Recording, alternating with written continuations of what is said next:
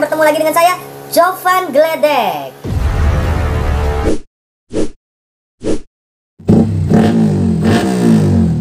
Jangan tanya ini untuk apa dan kenapa nih.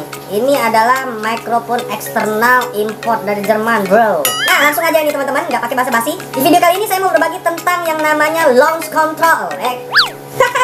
Launch control, bro. Launch control dan quick shifter di motor R15 Fitri saya yang sudah saya pasang.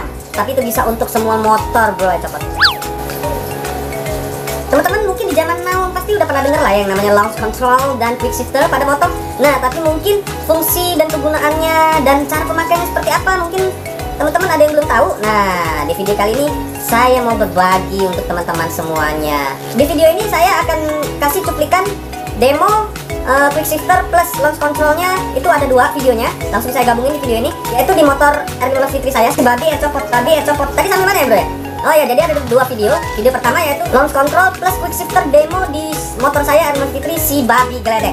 Terus satu video lagi adalah setelah ini nih, langsung di cuplikan awal waktu saya masih aktif sebagai pembalap di sirkuit. So kita langsung aja, nggak berlama-lama. Tapi mungkin sebelumnya untuk teman-teman yang mungkin baru pertama kali singgah di channel yang nggak jelas ini, nah teman-teman ikutin saya ya teman-teman.